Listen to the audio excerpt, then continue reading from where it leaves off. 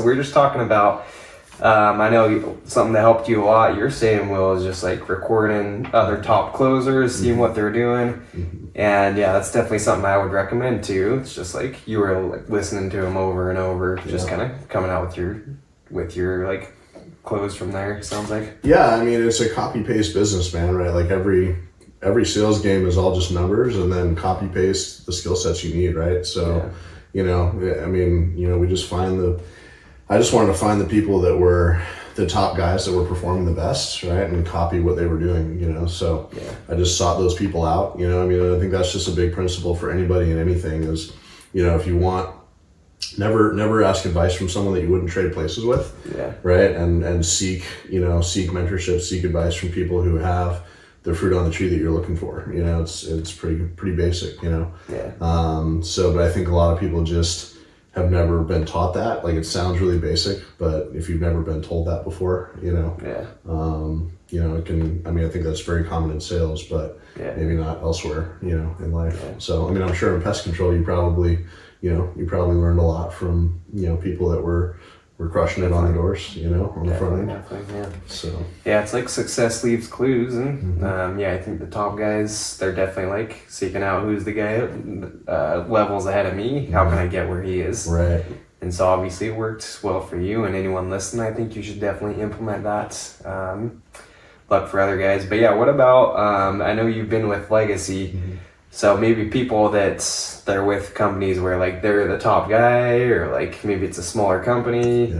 What would you say to those people? Like how can they up level themselves? Yeah, I mean, you know, I just have to have a rabbit that you're chasing, you know, and you know, there's always a bigger dog out there, kind of, you know, so something that maybe a lot of people don't know. When I first started at Legacy, you know, Legacy was definitely a smaller pond at that time. You know, we kind of had 2 big offices, and then we split off 2 smaller offices, and I was part of one of those smaller offices to start with. And you know, I was kind of the top performer in that office pretty consistently for the majority of a year and a half, right? And kind of had to look outside of that office to find people that I could chase, you know, to find people that would force me to level up. And now coming back into the San Diego office with Legacy at the beginning of this year, you know, I knew I would look at, you know, kind of the scoreboard when I was in that smaller office, and I would see the scoreboard, and I would see guys doing 20, 25, 30 deals in a month. And my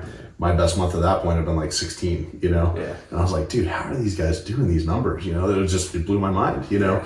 But now getting around and being closer to those people, being part of the San Diego office again, has been incredible. Like, it's forced me to level up, you know, and being willing to get uncomfortable. I think, you know, a lot of times if we reach a certain level of success, it's easy to get complacent, right? If you hit a goal, you know, one principle with goals is you never want to hit a goal without having that next goal out in front of you. And so I remember, you know, the GOAT, Ashton Buswell, you know, he threw out a challenge earlier this year, you know, and he was talking about doing 28 in 28 days in February, right? And I initially heard about that, and I was like, I don't think I need to do that, you know? And then he messaged me directly. He DM'd me, and he was like, hey man, are you gonna jump into this challenge? And I was like, I want to, but I don't really want to, you know? And I ended up jumping in. You know, we had a group meeting, we were all kind of pushing each other for it. But that was a huge lift of a ceiling, you know, on me, you know, doing that experience. And I didn't hit the 28 and 28, but I gained a ton of momentum from that, you know, from that massive effort that I had to put in to get anywhere close to that. And it definitely lifted some ceilings and broke some belief barriers in my mind that I had previously kind of placed on myself. You know, and so I think that's a key thing, is always be getting around people that are going to force you to level up, you know, that are going to challenge you and make you get better, you know? So. Sure. I did that too. Shout out to Ashton. 100%.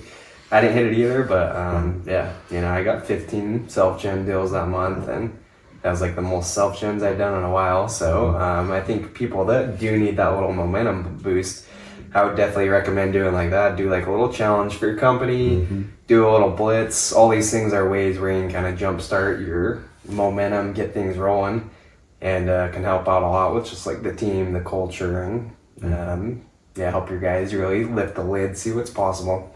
Yeah, 100%. Yeah. So yeah, I want to jump into a few things here, Will.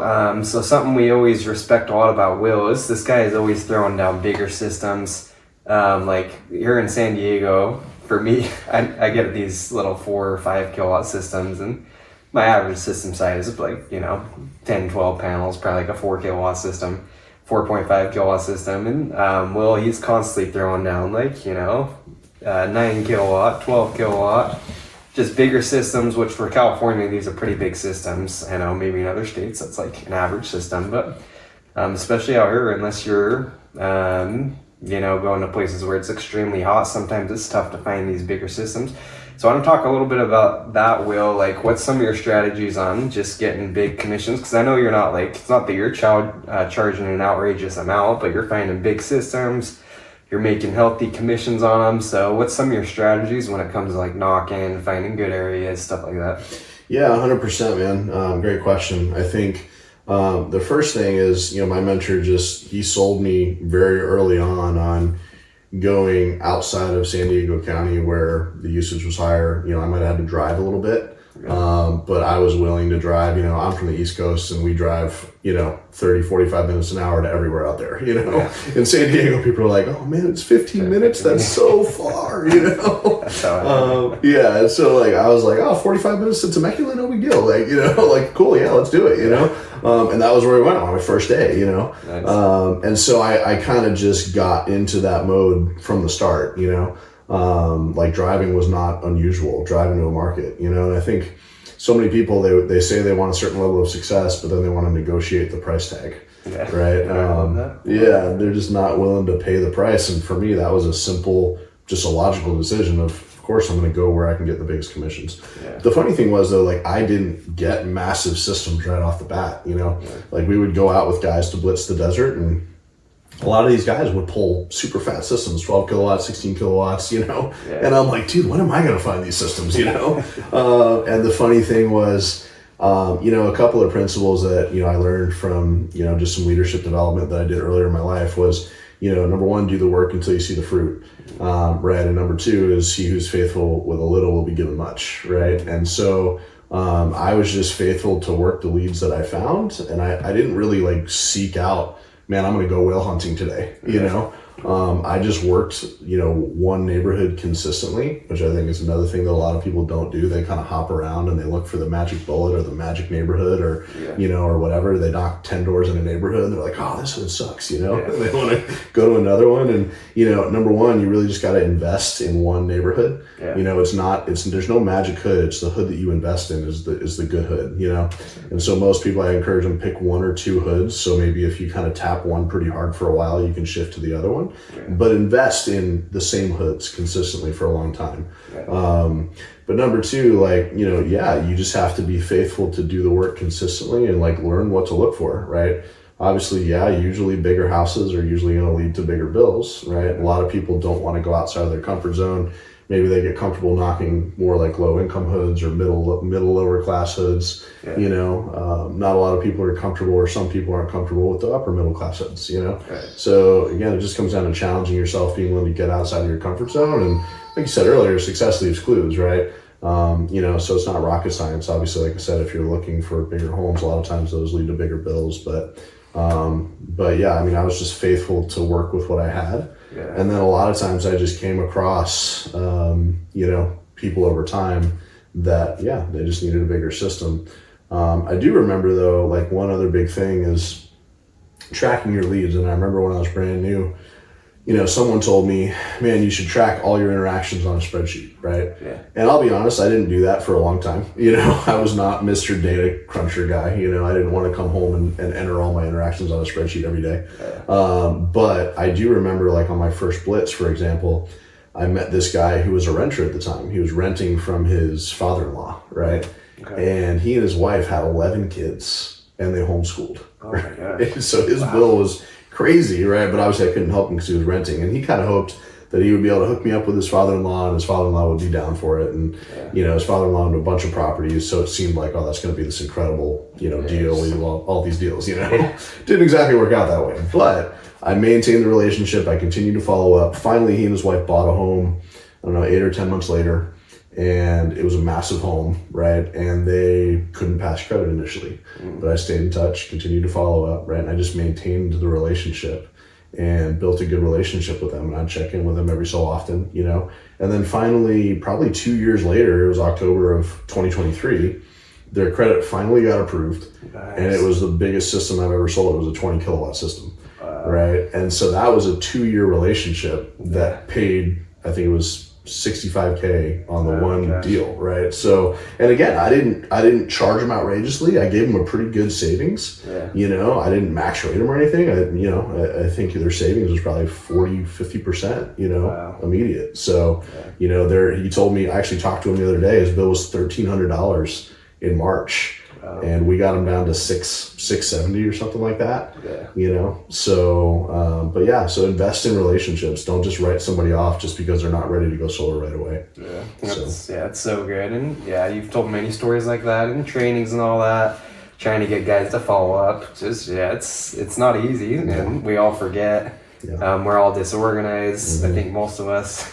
So, true story. But it's like you said, if you knew that if you knew there was gonna be $20,000 at the end, like how long would you actually follow up with that? Exactly. Most people probably follow up more than once. Yeah, it's just it's just being willing to pay that price of success. And it's like, how much does it cost you to follow up with that person every month or two? You know, like shoot them a text message, give them a call, swing by their house if you're in the neighborhood, right? That's a small price to pay to see the long-term, return on investment for sure. So, and I've had many accounts like that. So, but the biggest thing is just invest in one consistently, work consistently, right? And just be faithful to put in the work. So good. And so speaking of like following up, do you have any tips on staying like organized? Like how do you, because I know some people, they got big teams. I know now you yourself, you have a lot of setters, you're running to multiple appointments every day. So what's that been like? How do you stay organized to remember, okay, this is like a big system, or this, might be something down the road? What's your best advice on that? Yeah, I know you've talked about this before in trainings as well, is outsourcing, man. I mean, utilizing systems, putting systems in place, like we have our Canvas app that we utilize, using lists and things on Canvas. I didn't use those super religiously in the beginning. I should have, I don't know why I didn't, but using lists, using spreadsheets, tracking your data. And when you invest in one hood consistently, it's pretty easy to remember, okay, I need to go see John over here. I need to follow up with Stacy over here, if you're in one hood consistently, that's not a huge challenge. But obviously the bigger you get, the longer you've been in an industry, the more conversations you have, the more relationships you have to maintain, right? So that does take a lot of bandwidth, right? And one thing, that I recognized in 2023, that was the difference between me and other people that I was chasing, that I was following, is like a rabbit, like Jack, who was absolutely just crushing the game, is he had outsourced some things and I hadn't, and I'm like, you only have so much bandwidth, right? You have a finite amount of willpower, right? Each day, right? And so that's where habit stacking and things like that. Atomic Habits is a great book to read on that. I'm sure you've read that one. It's been a great book lately.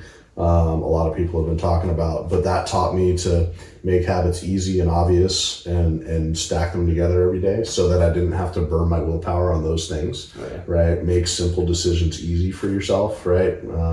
Throughout the day. So you're not, burning willpower and bandwidth on those things, right? Because the more you take on, the more you level up, the more responsibility you have, and just the tougher it is to juggle all that, right? So, having systems and outsourcing is critical, and that's an investment in your business that will always pay dividends on the back end if you do it correctly and you do it at the right times. A lot of times you're costing yourself, right? A lot of people in the industry, that are newer, you may not be at this level yet, but down the road, if you invest and you build and you stay consistent, you will need to learn to outsource things. Right. And that's how entrepreneurs think. They think, man, what only I can do that I need to spend myself, I need to spend my own time doing, and what are things that I can outsource, right? So listing the things that you do on a daily basis every single day, that what's things that only I can do and what's things that I can give away to other people to do. And they can add a value to my business by doing those things. So I think that's a critical thing, right? That's where setters, right? You're adding value to setters' lives by giving them the opportunity to earn a commission, setting appointments, and then ultimately level up into closing and then run teams, right? Become a setter manager, build a team, become a closer, build a team, right? Having a clear progression path. But yeah, I mean, the bigger you get, the longer you're around, you gotta outsource, you gotta, entrust other people. And sometimes, a lot of times, people will respond to that, entrusting them with authority or entrusting them with responsibility, and that will cause them to level up too, right? They'll rise to a new level of performance if you entrust them with things. Yeah, so good. Yeah, I mean, and even trusting like your setters. I know there's a lot of top people over here at Legacy that like I hadn't really thought of this too much before, but just having them, maybe like give the customer updates after the sale. Sure. Because I used to think this is all on me. I closed it, but it's like hey, they're getting paid on this account too. So why don't we have them maybe give them updates? Yeah. Go drop off gifts is another thing I've heard. And like, maybe on something I'm trying to do too with my setters is if their appointment doesn't show, have them like take the initiative, follow up. It's like, hey, I got a lot of other people to follow up with. Yeah. Oh, you follow up, rebook this appointment when you go back there. Yeah. So yeah, even if you don't hire out, like, there's assistants and we can talk about that and everything, but it's like there's a lot of things we can look for ways to be more efficient on using a CRM, having like, just some type of software that can maybe automate some of this stuff for you too. Right. Makes it a lot easier. Yeah, I mean, I know, one of our other managers, Tyler's big on using an app called Trello to manage his projects and things like that. Yeah, I mean, a lot of people when they're new and they're setters, right? Yeah, I mean, you can use a spreadsheet or a notes file early on to track your leads and things like that, right? Yeah. But yeah, I mean, entrusting, when I was new, the closers took on most of that responsibility, running post-sale and customer follow-up and things like that. Yeah. But really, that should be entrusted to the setters because ultimately they're going to do that down the road anyway, right? Yeah. So teaching them those skills early on rather than just saying, hey, you knocked a door, you got a bill, you set an appointment, cool, your job's done. No, you should be, if you, there's a saying, do the job before you have the title, right? And so taking on that responsibility earlier rather than later, right? Will definitely set you up for success faster. Yeah. So for sure. Yeah, I love that. Yep. And yet we all have, like you said, we all have a limited amount of willpower. I mean, this guy's got in his name, for crying out loud. Willpower in his name. Even he runs out. 100%. So we need to set up the systems and figure out ways to be more efficient for sure. So one of my favorite stories that you tell, Will, is just working in an area. I remember a training you did recently for us. You showed us this screenshot of an area you worked with, like, I think it was like, I don't know, what was it, 10 plus customers from like 2 streets that you guys worked on, and you just see this, these pins of our like area management app just like littered with all these appointments, customers and everything. Yep. Can you tell that story for our listeners? Like how did you get 10 plus customers on 2 streets? And oh man, that was crazy. And that was a learning experience for me. Like I really can't even take credit for that because I learned that from one of my guys, Juan, we call him Moose because he's from Alaska. Right, Moose is incredible. I never knew we. Like where did Moose come from? Right, that's exactly what I said when I first met him. Like Moose, like okay, that's new. But yeah, dude, I learned a ton from this guy. And Moose has been on the doors since 2009. So 15 years on the doors, right? He started pest control like you, or alarms. I think he started alarms. I'm sorry. I think he did a little pest control, but anyway, like OG on the doors. Like dude's 40 and he's still cranking on the doors, right? Wow.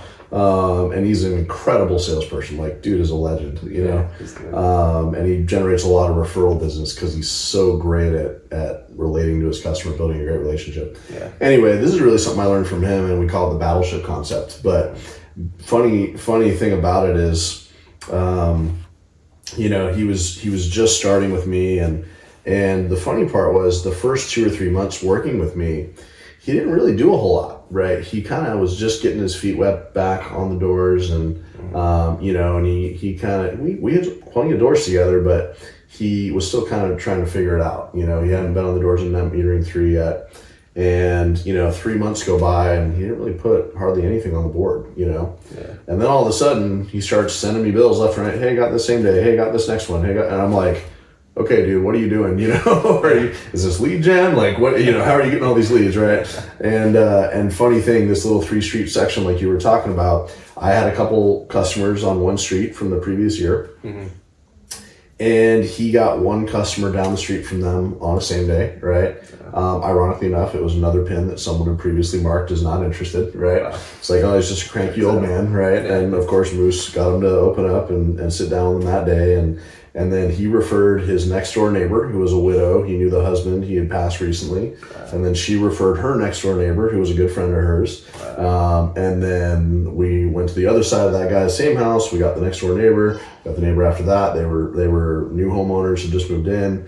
And then we went to the next street. There was a Filipino family. Her daughter had just died, so it wasn't an immediate sale on that home, but we sent flowers. Another tip from the GOAT, Ashton Buswell, right? Send flowers, send cards, right?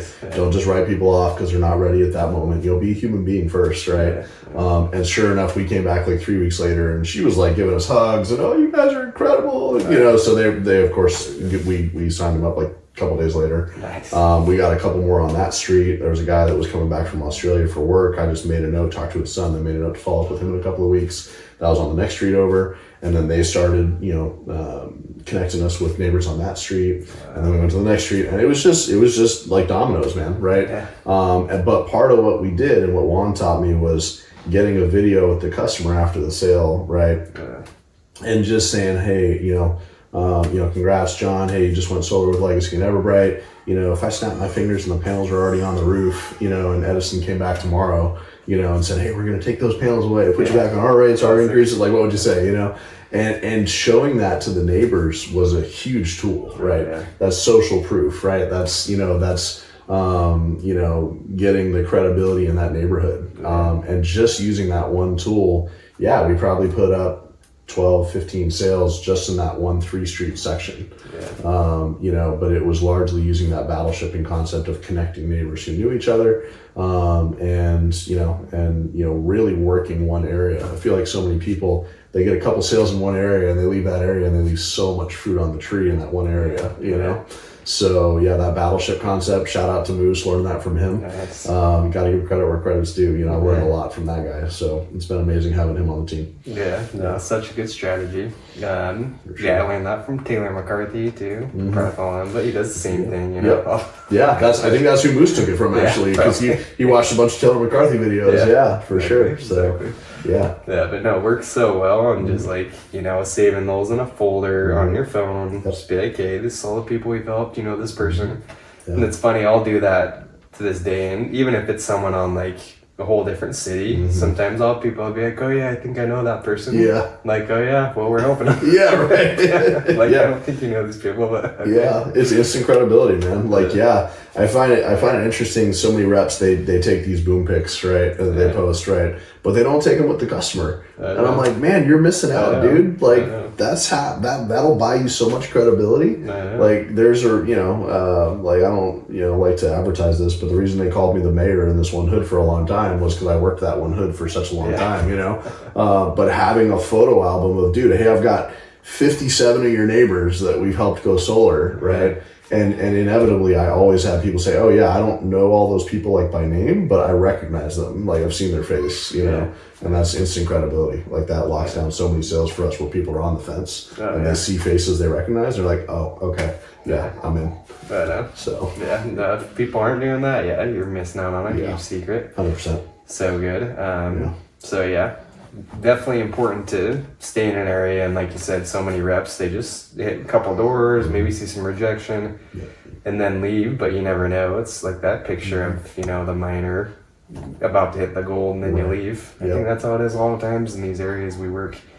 So huge secret. And then I want to transition. I know now you're into building teams. You built up your squad, you guys are cranking a lot of deals, and you're managing a team. So what's it been like? Well, I guess first of all, how long were you at Legacy? Like, how long did it take you to kind of transition to start managing and everything? Yeah, great question.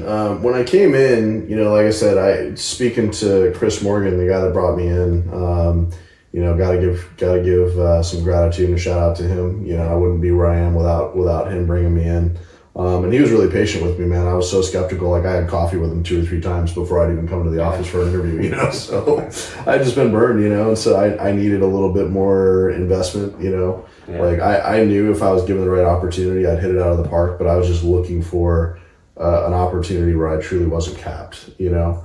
And so when I first came in, yeah, there was a lot of conversation around getting into management, but there was no clear progression path, you know? Yeah. And shout out to Mike Brand coming over from Sunrun. He added a lot of value to Legacy. Like that, Legacy already had an incredible culture as far as investing in people. And I feel like that's one of the most important piece, probably the most important piece. Like you got to have the right culture, sure. But you also got to have the right systems, right? And so Mike bringing those over from Sunrun, like there wasn't a clear progression path for the better part of the first year that I was with Legacy. Yeah. And then Mike brought that clear progression path. And I was like, finally, someone just laid out a clear path that I just need to hit the bar, right? Yeah. And so it wasn't vague anymore. I could it gave me a clear path, clear goal to run for. Yeah. And so that kind of gave me a renewed, kind of a fresh motivation. Like, yeah, I sold a lot my first year, but I didn't build as much. You know, I didn't invest as much in people. Yeah. Because there was no clear path, there was no clear goal. I tried to, but yeah. So about 2 years to hit the management metrics. You know, I hit it in Q4 of 2023 for the first level of the management progression path. And so longer than, you know, probably, you know, I would have liked, but, you know, I think something important, you know, to understand, like some of the younger guys on my team, you know, that really want to grow fast sometimes, you know, they always will tell me they're frustrated with like, oh man, I just thought I'd be further than I am right now, you know? And I can relate to that because when I was 25, 28, 30, you know, I thought the same thing. You know, I thought I'd be further ahead than I was, you know. But like never underestimate the value of the lesson you're learning in the moment because the lesson continues until the lesson's learned, right? Yeah. And so if you're not fully present in that moment, you're not going to learn the lesson that you need. But the timing is always perfect, right? For me, I say God's timing is always perfect, right? Sure. You know, I think about, man, what if I had gotten into Legacy in 2020 or 2021? I was just talking to my guy Sydney about this today. Yeah. You know, I was like, I don't know. I might not have had the same success that I had when I started because maybe that was COVID, you know, and it was probably a tough road to hoe during COVID, you know, in solar on the doors, you know. Just trust like the timing for where you progress, you know, and how fast you progress into the goals that you have. But yeah, I mean, super excited, obviously, and grateful to be where I am now. You know, grateful for guys like John Soriano and Mike Brand and, you know, Jake Ransom and Jack who, you know, and Tyler who laid out the opportunity and kind of blazed the trail for me before to be where I am now and have the tools that I have to create the success that I have now. Yeah. So yeah, building teams is huge. And I think that's really the measure of true success in a sales industry or really in any industry is how well you invest in other people. Yeah. Like after a while, just selling just to sell gets old, you know? And so there has to be something bigger than that. There has to be a vision bigger. In fact, one of the things I heard this weekend at a mastermind event is you have to have the biggest vision in your team in order to fit the visions of your leaders and their goals, right, into your vision, right? And so if you don't have a big enough vision for your team that it accommodates and fits all the goals of your leaders and the people that you're trying to grow and invest in, like you need to get a bigger vision. So yeah, that's so good. Yeah, well, John Soriano, you know, he always talks about like what's the verse in the Bible where they don't have the vision, the people perish or whatever. 100%. Yeah. So, yeah, it goes back to that. And but no, I definitely agree, and I can relate to what you're saying. It's like, yeah, I've been in solar for 7 years, since 2016, 8 years now at the time of this recording. And sometimes I look back, see these people in 2 years where, like, man, these people in 2 years, they're way further along than I am, and I've been doing this 8 years. Right. You know, but I think it's easy to get in that like destructive thinking, and it's like you can't compare yourself with others. Use this competition, maybe fuel and all that, but like just progress to the thing that's in front of you, and Otherwise, yeah, it can definitely like drag you in a pit and like get you 100%. feeling bad about yourself. Yeah, absolutely. For sure. But no, it's super cool to see how you've grown and brought how many guys you got like on your direct team now. Yeah, we've got about 20 guys now, and something I'm really excited about that we've recently, and like I said, it's a copy paste business, right? Yeah. So I don't know specifically what organization or team this came from, but when Mike brought in the progression path to get to management, right, that was primarily targeted at closers, right? And after a while, hearing of examples of other teams that were doing really well, I started thinking about, well, okay, if we have a clear progression path for closers to management, and they have to duplicate themselves into other closers in order to get to management, why don't we have a clear path like that for setters as well? Yeah. Right? And so that's what kind of led us to create setter manager roles. When I was new, only mentors could train setters, right? And usually mentors were closers, right? Yeah. But a lot of times if you're sitting a lot of appointments, you don't have a ton of time to invest on the doors with setters, right? And certainly not usually for like a full shift on the doors, you know? And so, I was like, well, it didn't really make sense to me. It didn't really make a lot of sense to me you can't have a proficient setter train another setter. And so creating a setter manager position where they now have a progression path to duplicate themselves to move into closing, right? And it's just from the beginning, you have a clear duplication path, right? I mean, we talk about one of our big values being around, duplication, right? And multiplication, right? And why not teach people that from the beginning when they first come in? You know? So I think that's going to lead to, huge results with, like, we've already grown at a super fast clip within Legacy and Valor the last couple of years. I think it's going to absolutely take us to another level with people implementing that. Yeah, no, that's huge. And I've talked to some of your setters that are like super excited about, leading other setters and just being able to develop that way. So how have you structured that? Like, what does it look like for your team? Yeah, I mean, it's really similar to the closer progression path we have to get to management. They have to duplicate themselves 3 times as a setter. Okay. We recently rolled out the 8 and 8 incentive that Mike Brand put together, where they're getting swag and they're getting a cruise incentive if they get 8 deals in their first 60 days or their first 8 weeks. So for us, we say, okay, so you either have to hit the 8 and 8 or you have to hit 10 deals in 3 months in order to become a setter manager. And then the whole goal there is to duplicate yourself, right? So they have to duplicate themselves 3 times before they can move into closing, and they're kind of being trained as a closer simultaneously while they're a setter manager. Okay. Right, but they're responsible for things like running pitch practices, things like getting recordings of pitches from reps, right? We have our reps record pitches on the door, right? Because even if I'm on the door with the rep, my memory's not perfect, right? Yeah. And we all tend to think we said something better than we actually did, We tend to embellish a little bit, For sure. But recordings don't lie, right? That tells us exactly what was said. And so it's way easier to coach and develop people through recordings and then tweak the changes in pitch practice the following day. So their learning curve is that much faster, right? Rather than like before when I was new, like I might go a week on the door doing the wrong thing, before I tweaked something, right? Sure. Versus now they're getting daily feedback. So that and tracking KPIs, like when I was new, I didn't really track my KPIs. Like, we had, KPIs being key performance indicators, where we're tracking doors knocked, appointments set, qualified conversations, appointments set, bills got, appointments sat, and then deals closed, right? We're tracking all those numbers for all our guys. And we're tracking them on a weekly basis, and they're posting them daily, so they're seeing their own numbers every single day. But the setter manager is going to duplicate himself 3 times, and then they're going to take 2 of those guys with them when they become a closer. They replace themselves with one of them, and then they take 2 setters with them as a closer. And when I was new, right, it was just, hey, you hit 10 deals, you get to, move into closing as long as you can demonstrate that you can close, right? And I just saw so many people that was just too fast for them. And a lot of guys just didn't progress very far after that, right? They might close a few deals, but they didn't really, launch into this great level of success, And so I wanted to provide, something that was a smoother progression path that supported them.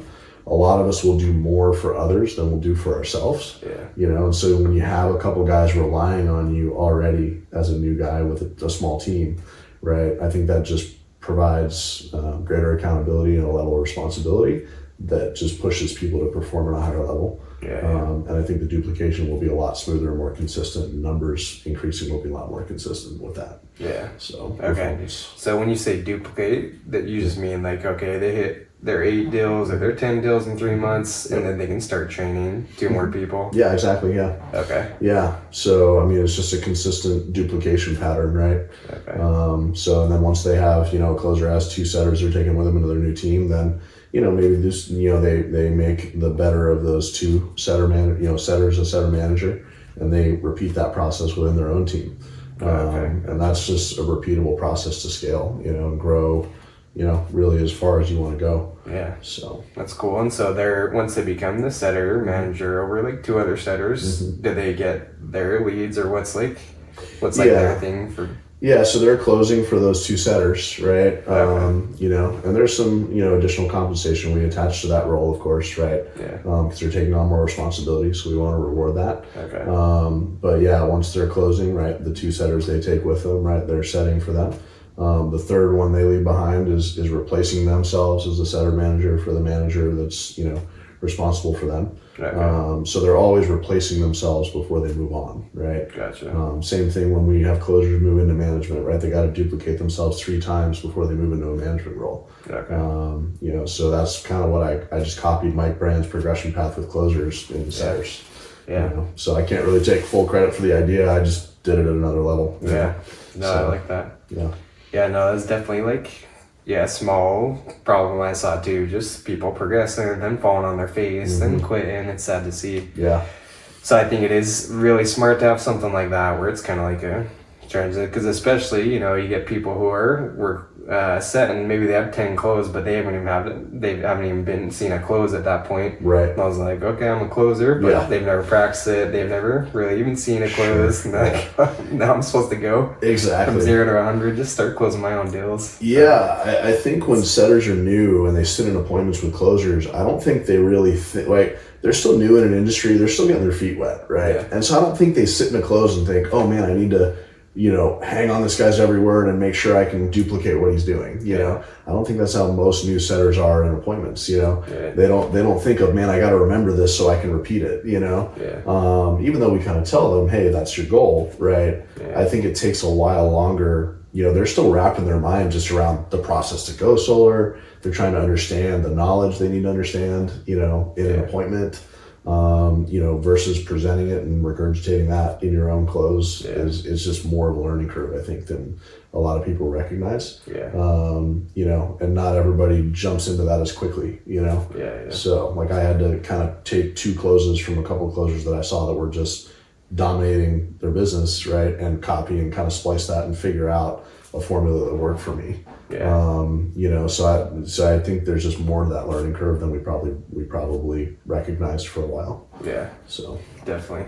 And so I guess maybe you said this already, but so once they hit their 10 in 3 months, then they're training the setters, and then their setters have to get to level before they can start closing, because they're not jumping straight to closing. Yeah. Okay. Yeah, absolutely. So their setters would get to their 10 in 3 months, and then from there they would start closing their deals. Exactly. Yeah. Okay. Gotcha. Yeah. I mean, it's all metrics based, right?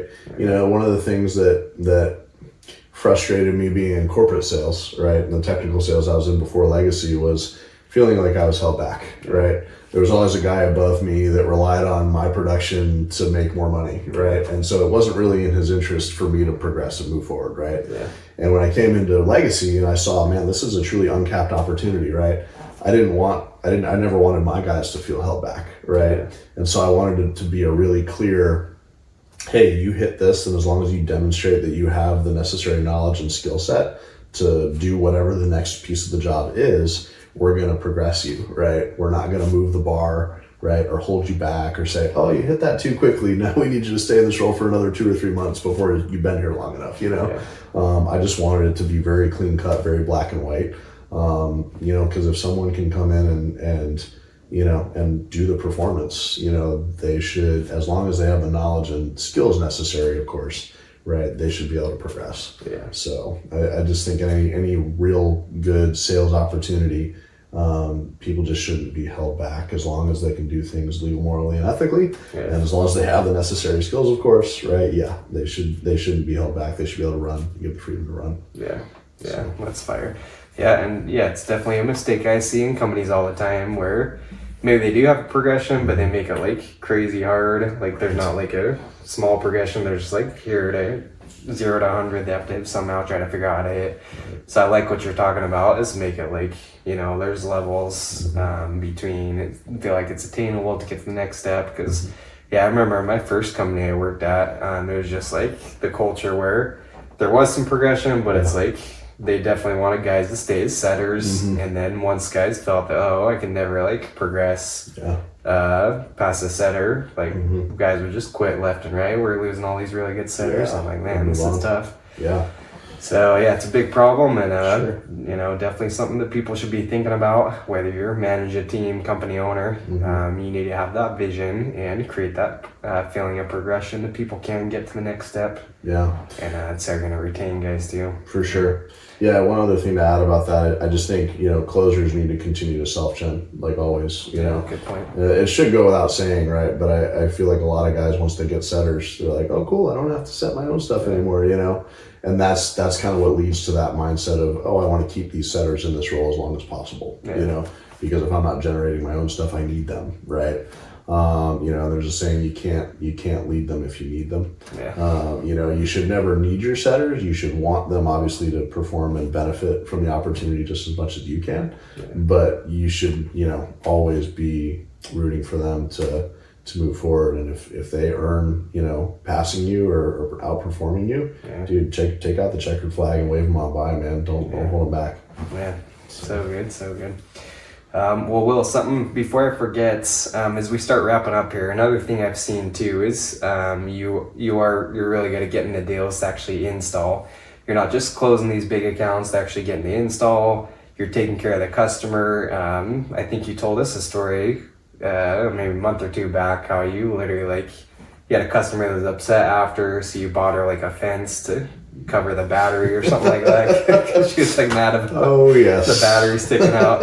So I'm like, man, this guy goes above and beyond. Most people will be like, okay, it's installed, like whatever, forget about it. So, but yeah, I love how you're thinking kind of like, you know, not just getting them to install, but also like getting them to PTO. You're thinking of actually serving these people after they're installed and everything. So yeah, can you talk about that? Maybe like first, what's the best way to get it to actually install, taking care of the customer, and then just like, I don't know why it's important to think more like long term instead of just getting the install and that's it. Yeah, 100%. Having good systems in place, you know. So like after a sale, we would always follow up at site survey, you know, just do a second touch. Especially if it was the same day, right? Because a lot of times those same days they get that buyer's remorse the next day. Oh my gosh, what did I do? You know. So having that second touch to follow up. If it's been booked out for a little while and the relationship's more established, I don't feel as much of a need to do that. But I'll have someone follow up even if I can't be there. Right, I'll have the setter or I'll have someone local there that I rely on to touch my site surveys and also touch my installs. So that's where that outsourcing piece comes in. Like I have an assistant that if me or the setter isn't in that area that day, right, I'll have her stop by those customers and check on them and drop off, you know, some sunflowers and a card and a gift card. You know, usually I'll ask them like if they have a favorite restaurant or a coffee spot in the area, I'll get them a gift card to that and, you know, hey, congrats on going solar and thanks for choosing Legacy and all that. But then after that, just consistent communication and updates on your project, I think is huge. You know, if you leave too much of a gap in the communication, I think that's where customers kind of get, you know, even though we set expectations and we tell them, hey, this is the process and it's going to take a little bit of time. Like we're not coming out to throw up panels tomorrow, obviously, you know, like they get a little nervous if they don't hear from you within like a week or two, you know? And so having communication channels in place, setting up a text thread with customers, letting them know, hey, you know, if you don't hear from me for a couple of weeks, don't worry, right? But still, like, you know, going above and beyond with account updates on a weekly basis just to make sure, hey, everything's still progressing, right? We're looking good. We're going to take care of you. We're going to move forward. You know, and then going the extra mile for the customer, kind of like you talked about in the beginning. I remember this particular customer, the installer put the inverter right on the front of the house. she sent me a picture and she says, there goes the curb appeal, and and I was like, oh my gosh, what installer put this right on the front of the house, And to be fair, they had some code issues with windows, and it had to be a certain distance away from the windows. So they really didn't have anywhere else they could put it, right? Okay. So obviously, I'd rather make sure that customer is happy by the end of the project, right? Okay. So stopped by, did an immediate touch, right, and just told her, hey, don't worry, we're going to take care of this. If we need to build you a little lattice work or, something to make it less of an eyesore, we did that. Ironically enough, in that same neighborhood, had another customer that his house just happens to be on the intersection of two streets. And so they put the batteries all on the side of the house facing the street, And so he was the guy that I built a 30-foot fence for to cover those up, So, I think our batteries are pretty sleek looking, but he wasn't super excited about it. Yeah. So, but that was $1,000 basically in both those situations that, was an easy expense that it's like, hey, I'd rather get a 5-star review from this customer that I went the extra mile for them than the 3 or 1-star review because they're like, oh man, this person wrecked the curb appeal of my house, Then miss out on them. Yeah, referrals. Exactly. Yeah, 100%, right? So serve the customer, sell all the way through PTO. And I also just think going forward, this is going to be a huge thing in our industry. Just got back from a mastermind event and seeing a bigger picture of a bunch of other people in the industry, other installers, other sales teams, other orgs across the country. And that, hey, offering multiple services, not just solar, right? Doing tree work, doing roofs, I've probably done 8 or 9 roofs already this year for customers as part of their project, right?